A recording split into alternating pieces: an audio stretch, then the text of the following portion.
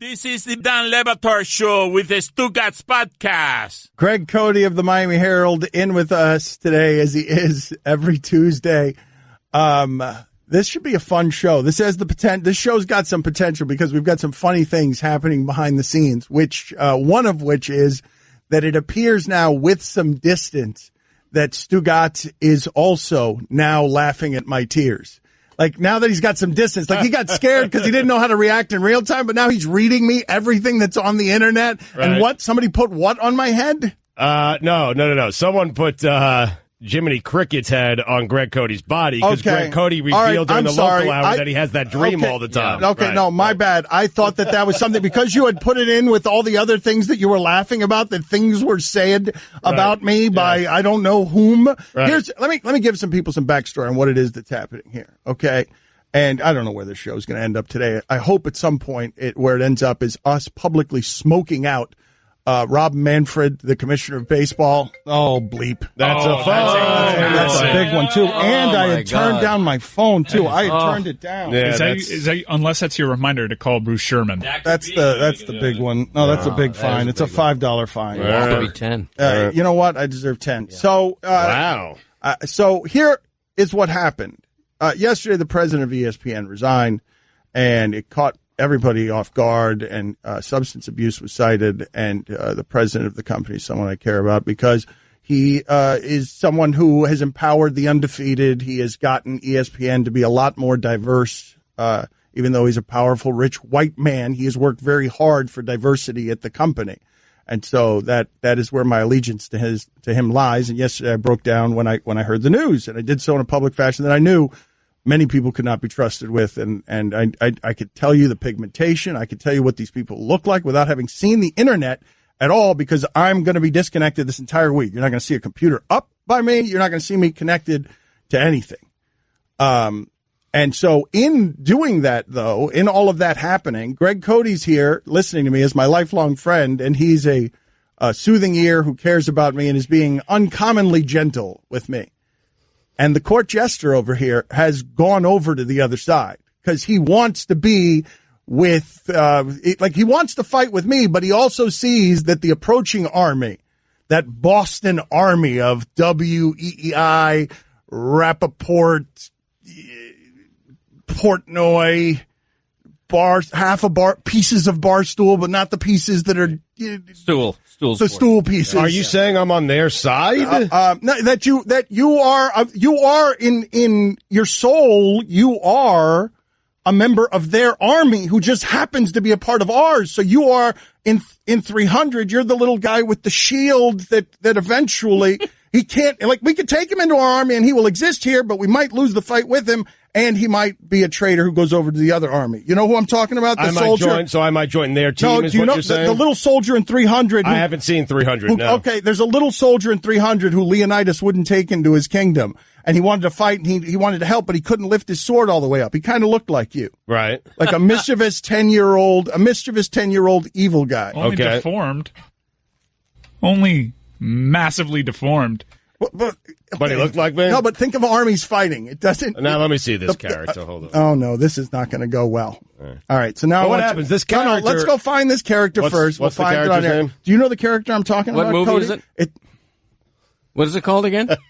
Then I might know the character if I can summon the name of the movie. I know, but we were talking about this on air, that is on a show that nationally people are listening to, and they know what movie I'm talking about, and they're not being paid to host the show. Maybe somebody will tweet me the name of the movie. But you have no idea what we've been talking about for the last 3 minutes? About, an army guy, a guy who looks like Stugotz, wielding a sword. I just don't know the name of the movie. Fill in the blank for me. Mike, what is the name of the little character? I can't look at my computer or the text. The audience would have helped me with this already. The audience would have given me the answer to this already. All right, I'm Googling 300 deformed guy. Oh, okay. Bowling movie.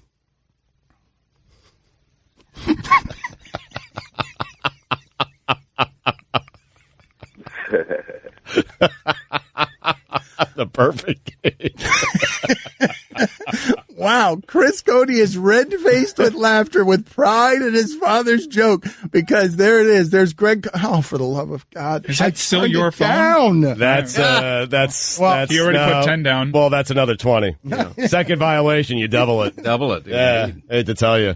And I didn't ask you to put down the 10. You put it down on your own. And it should have been 5 and then 10. Now it's 10, 20. Now it's 10. Yeah. Well, no, it's 20 now. No, it's 10. Yeah. I think I found this. I found this character. Well, yeah, we're trying to pronounce it right now. It's complicated. A fealties of Trachis? Okay. Ask Siri how to pronounce it.